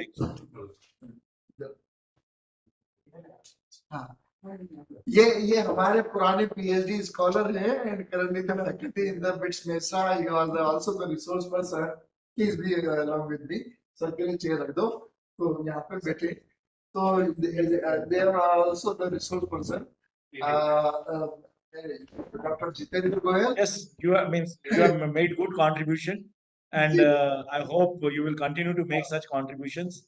So his area was mainly in that the blockchain and AI in that healthcare environment, that how that can be. Yes, so this is something which you need to continue exploring actually. And because for me this is completely new actually, and now with the kind of age I have entered into. I would like to state that in our institute, having those type of that new challenges that are constantly appearing, our team is more keen to work in those areas, and they are providing or making some good solutions pertaining to the securities and their efficient use. So I think that in the coming many such type of that faculty development program, which are more useful for the faculty and the researchers so that they can further explore, that shall be conducted through either through this AICT or from the ENICT. And Whatever, yes, knowledge needs to be propagated and people need to be made aware of these opportunities. Researchers, particularly the academia, means they need to know it that yes, such things are available and they need to work upon. so what is happening, sir, that AICT is giving that opportunity to the connected institute like the central universities and the RTUs and other institute which are approved through the courses, conducting the approved courses of the AICT. They are getting that initial fund requirement and conducting such type of the program. So where we do provide our expertise and delivers those recent research work. So if those which are in the pipeline, I suggest the participant that they should go and look for those relevant topics where they think that they would find some gap areas for their research work and the latest courses. Yes, Which that is are what is required actually. People need and- to generate interest actually. yeah. That is what. So Professor Dr. Rao has also joined, and Okay. he is very much having that expertise in the parallelization of computer system. He is from the CDAC, Pune, and he was the one person. Yeah, Dr. Rao, I have worked on Current 10,000 long back. Am I audible now? Am I Yeah, sir. audible? Good evening. You are audible and visible also. Thank you very much. Am I audible now? Yeah, you are audible. Yeah. I would like to say one thing. Can I speak now? Yes, Yeah, sure. Actually, the workshop is, the FD program is very good and from two aspects. One is security, privacy from large scale image detection and image processing, which is required for the every national economy point of view and security point of view. Yes. Second thing is such large many images, legal, security, we need to process in parallel in real time. So parallel in real time, as well as security and privacy and fake image detection algorithm, fake images which are there. This where the security analytics also very important in the cloud computing, because the large amount of images which are now available in the cloud, we need to process in real time parallel algorithm with security and privacy is another major concern actually. If you see last 4 years, there are many features about authenticity of the images. What are the visual features? All these things come under the fake detection also. How do we do these things in real time? That's where parallel computing also going to drive actually. And I strongly feel the MNIT Jaipur who initiated this FDP, cloud computing analysis and security, is really good for the many young faculty members to initiate some kind of projects in the direction actually. We are worried more how authentic the image detection features of many of the algorithms. How do we find in real time? How we can use the parallel processing technology? These are all really important. I really congratulate the HOD and many other students of MTech and PhD who are initiated this kind of FDP program. And I also convey my best wishes to many of the faculty members, students, and scholars who participate in the workshop. A great future ahead in terms of parallel See, processing. sir, what we had, because pertaining to this specific cloud analysis and security, I have gone through that because of the lack of the expertise available. I face a lot of challenges that whether I would be able to get the faculty members who may spare their valuable times who have undergone their research part and share their valuable information. So hopefully and fortunately I was able to get the expertise who have shared their valuable information in this. So analysis, cloud analysis was extremely useful pertaining to the research and the challenges pertaining to the balancing of the cloud and making those the virtualized environment using the high performance computing. Without that, it would not be feasible. So to make them, the parallelization is an essential one, and in that use of the additional authentications, either using the hash values that need to be stored in the blockchain or to be imparted in order to make a better secure environment by sharing those in that multi asymmetric cryptographic handshaking way.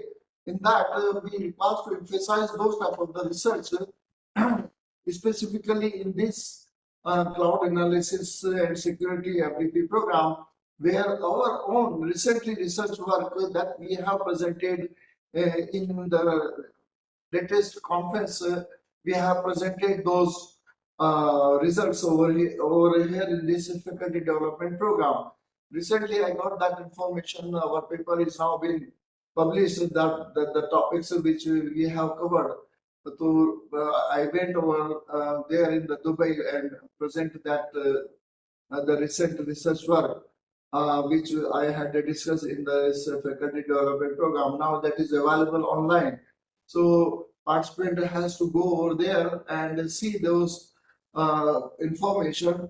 Again, that we have clearly mentioned that pertaining to these challenges and issues, there are multiple such type of that gap areas that need to be further explored.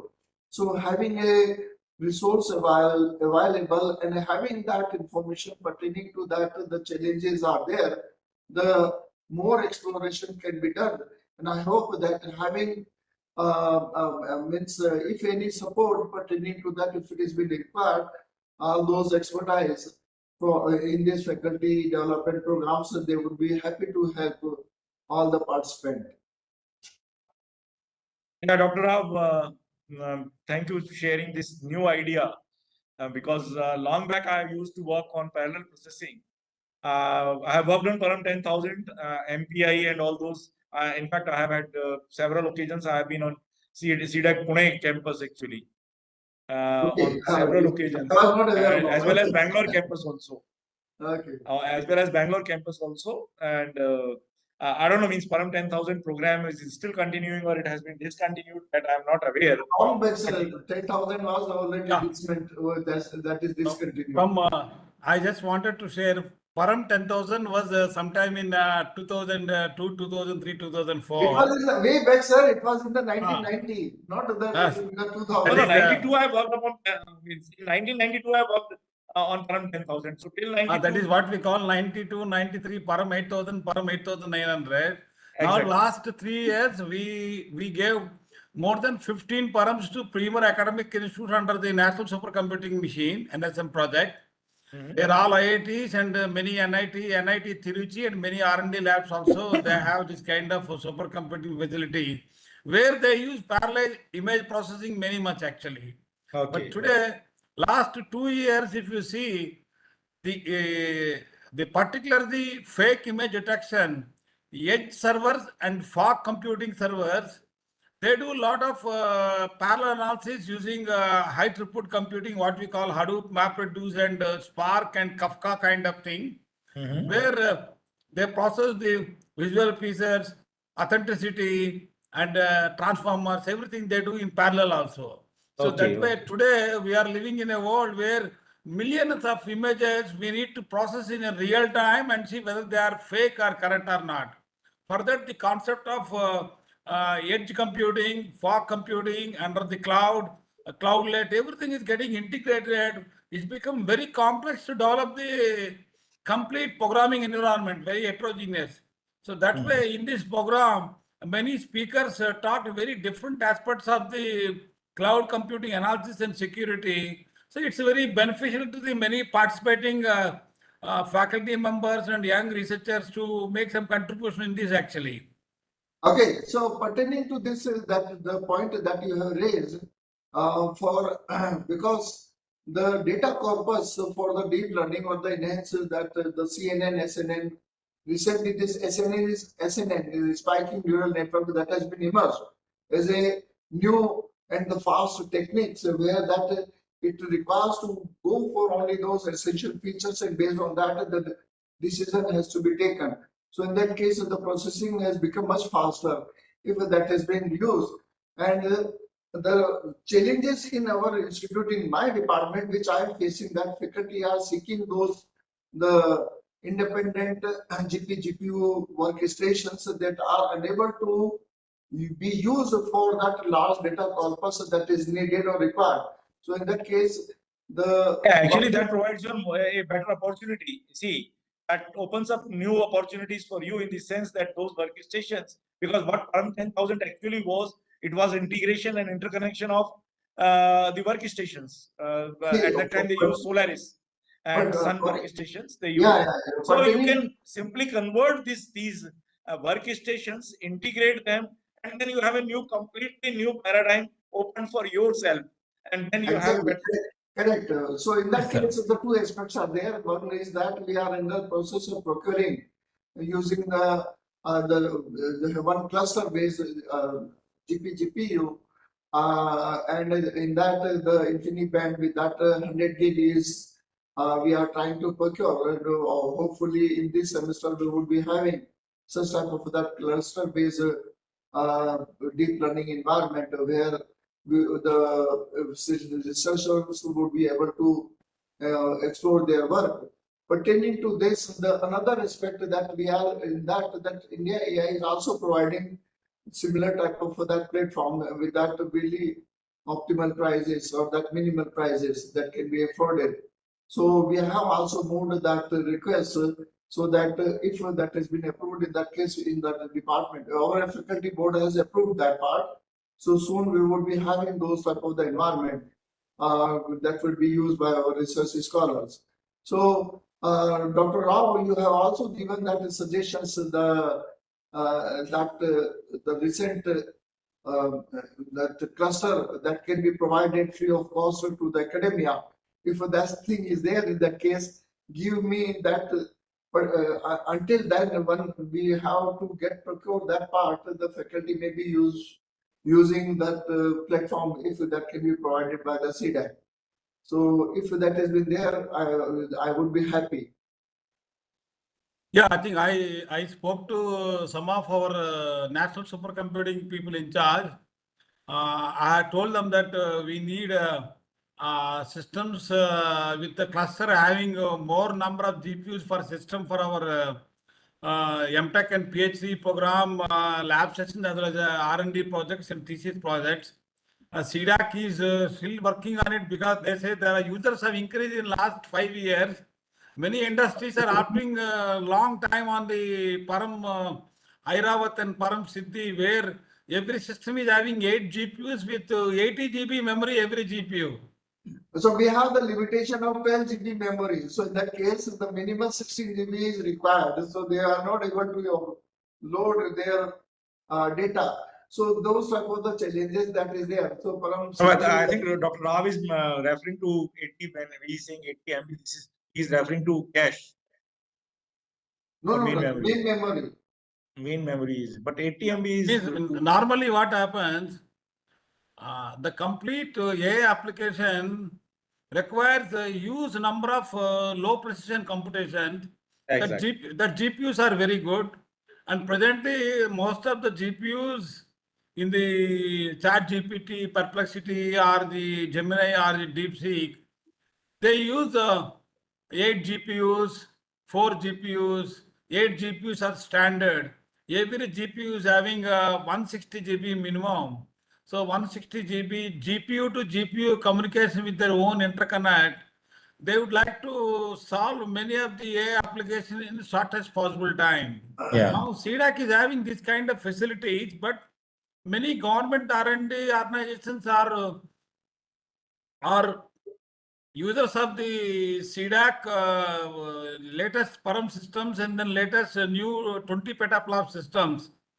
That way, providing high-end GPUs, that is more memory for the academic institutes, is challenging from the academic institutes point of view as well as the government R&D point of view. Actually, the other thing which I want to convey, the new concept of the replicas in the resource management is also growing. That means if you take the edge servers or the fog computing servers, replica of the data which image processing is doing, that is also now part of the resource See- management under the cloud actually. See, one Earlier happens, replicas were there in the Hadoop MapReduce big data problem. Now it has moved on to the at higher level stack because of the data is becoming more important in the present analysis. so that digital twin is another new concept which is currently going on, and the research in that is there,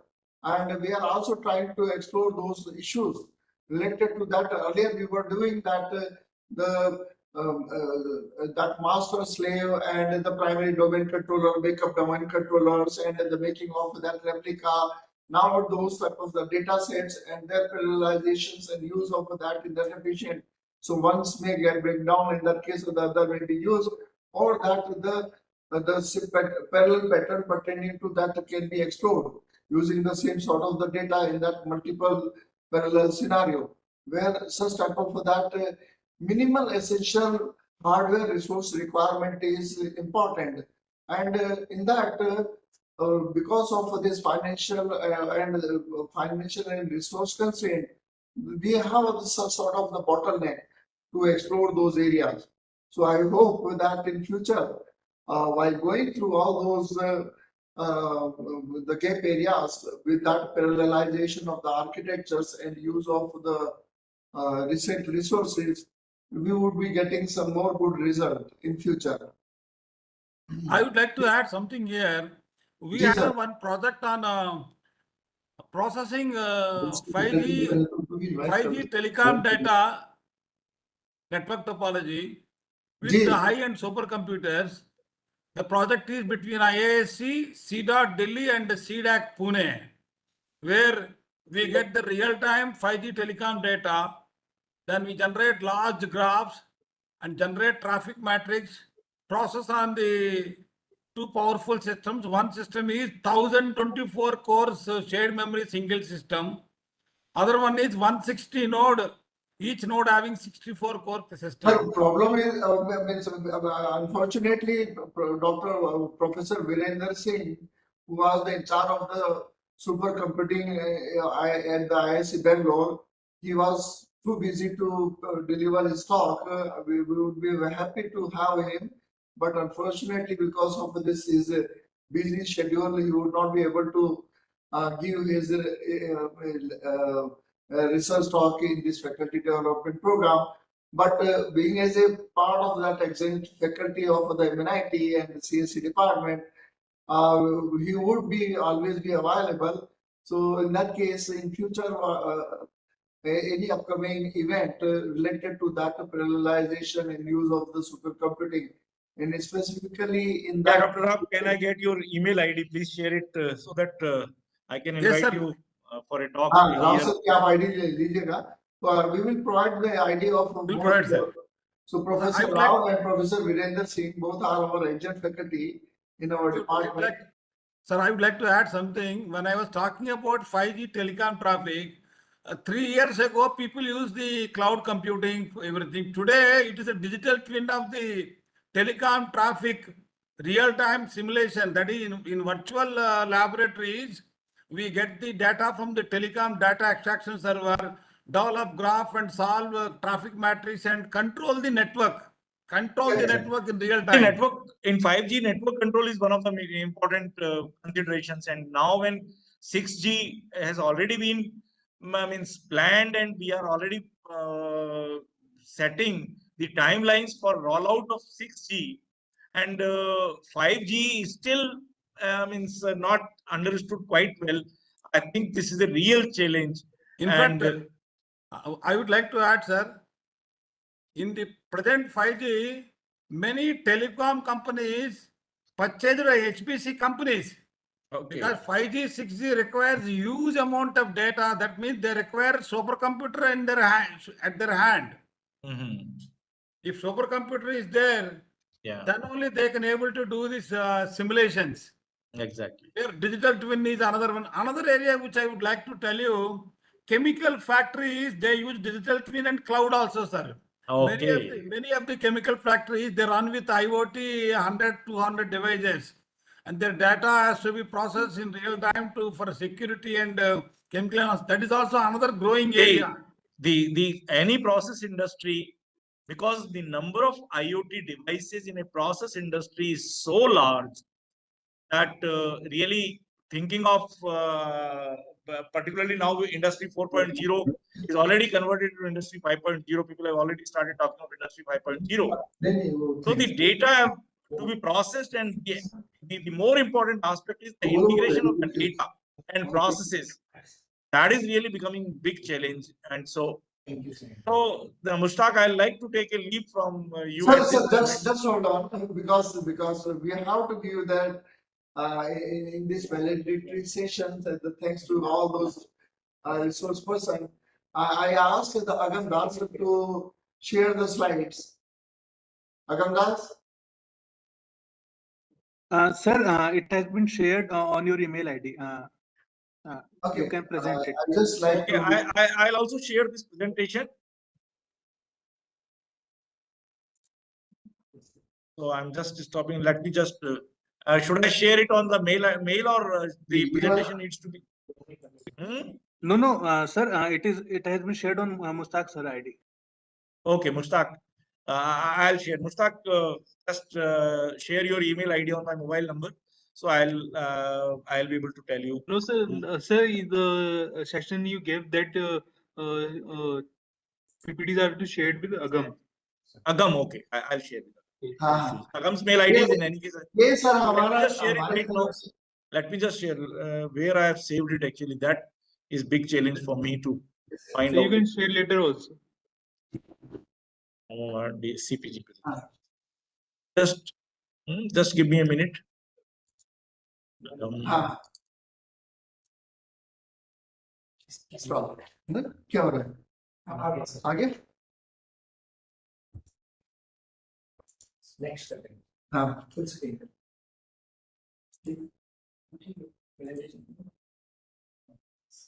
So, as a part of this validity section, actually we were continuing that to extend that to the up to this 6 o'clock, so more participants would join in this validatory program. So, in this concluding sessions, I welcome all the faculty experts and the experts from the industry who has shared their valuable information in this faculty development programs and make this program very successful. In this, huh? अच्छा, okay. CRO दूसरे screen. हाँ? Yes. यहाँ पे. We stop sharing. अच्छा. अब share करो. वापस share. share. Windows. Windows. I think entire screen that would be better. हाँ, वो ठीक है. है ना? हाँ. So most of the times the slide movement gets hard. Okay. So in this, the faculty development program, which was conducted for the 2 weeks in order to make that more flexibility and the participant may get engaged in order to get the more valuable information. And as per the convenience, we invited all the expertise from the academia and industry, and they share their valuable information. And I thanks them all. And being as a part of this program coordinator, this is the continued part of our program. In parallel, other programs that were also going on in the ICT that was also being conducted by the our colleague of our department. They have gone through and various multiple such type of that event that would also be carrying on in this. So mainly in this the programs which we have conducted, it highlighted the essential fundamental of the cloud computing and mainly the exploration of the recent security issues which I have in detail with that examples that we have done. I shared that information with some cloud sim examples. My team with my research scholars, they have give you those type of that elaborated example using the cloud sim and the special issues pertaining to the load balancing with all those type of that recent algorithms which we have explored. That not only included the generalized load balancing techniques, whereas that the machine learnings and the use of the nature-inspired algorithms that were also discussed in this. And in that implementation using the cloud sync and iFoxings that were also been properly and elaborately discussed.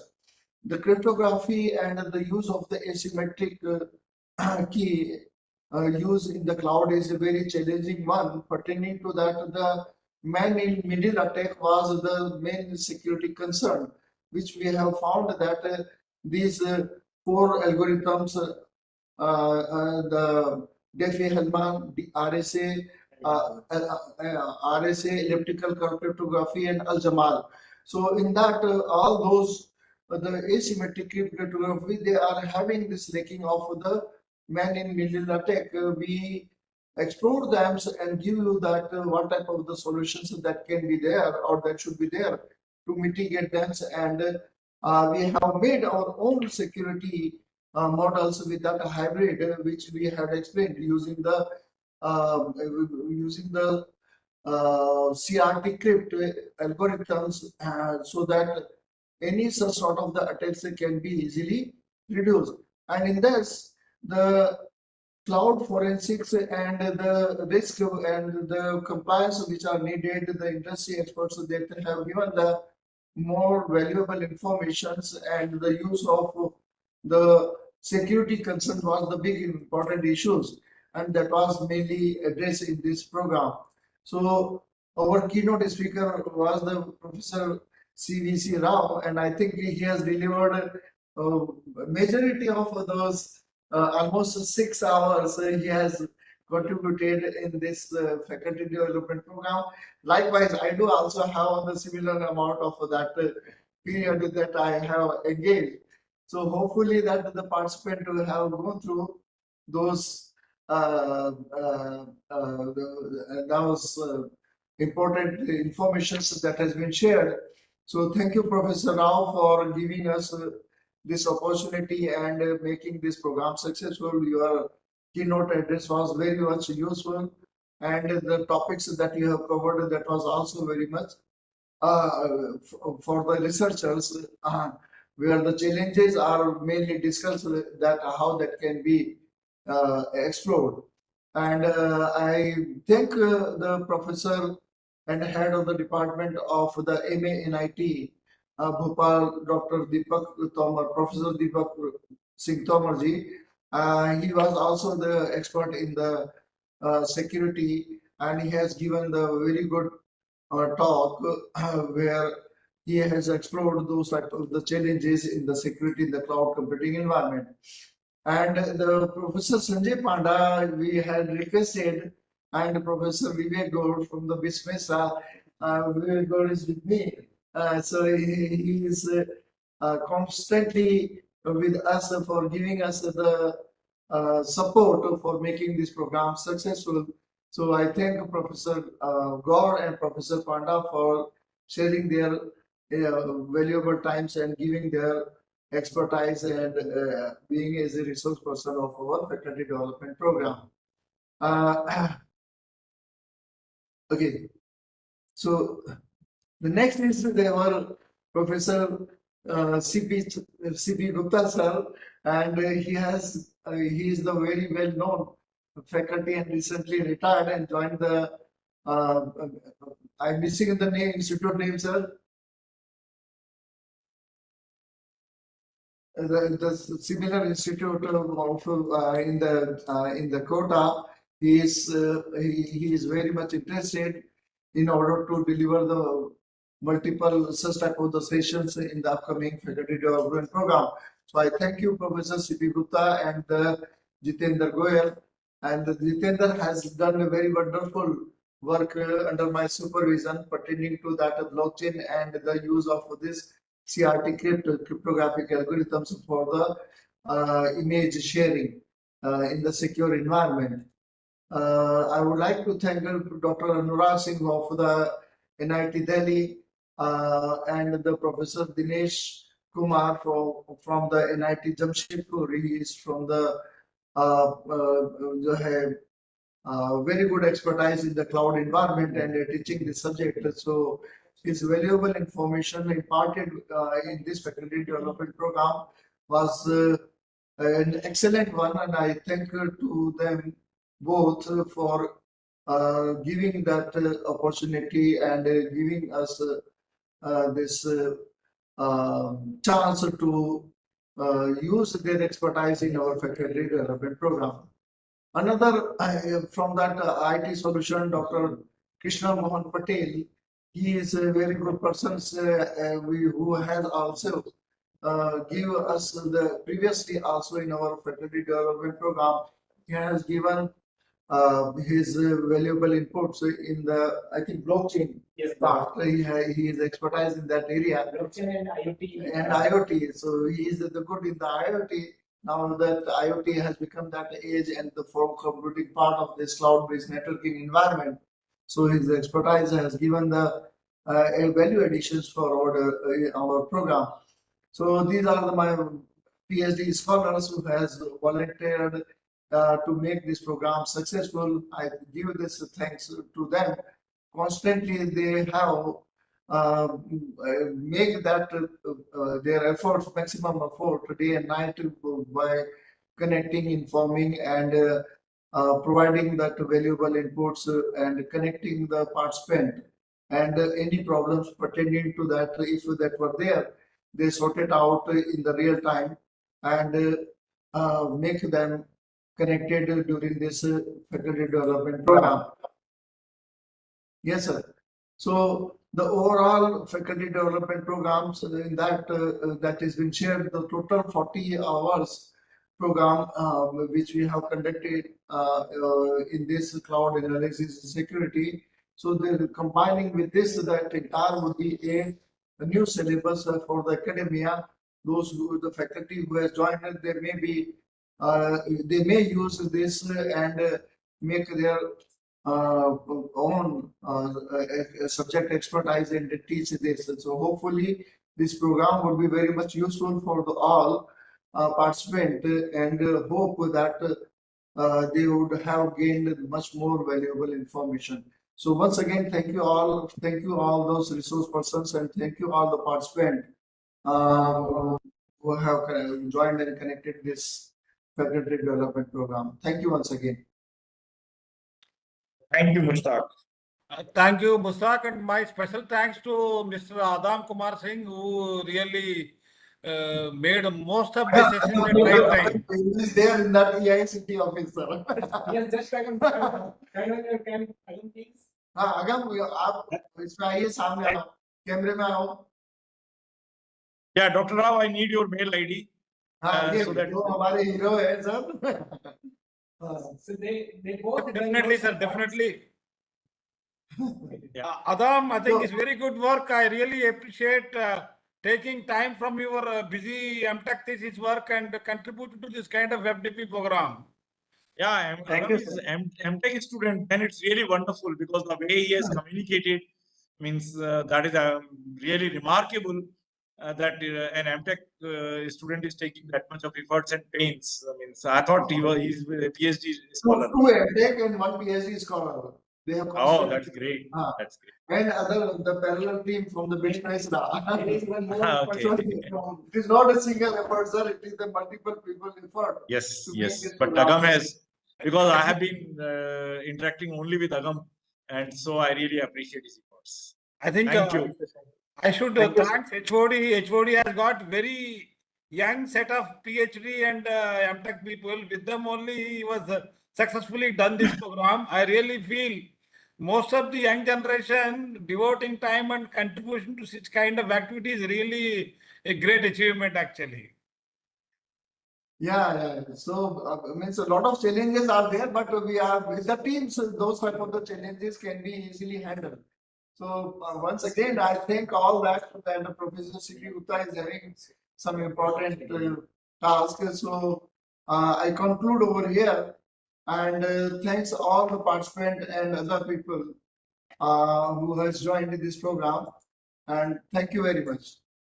Thank you, sir. Thank you. Thank you, sir. Thank Thank you. Thank you so much, sir, for giving us a opportunity, sir. Okay, bye. Thank you, sir.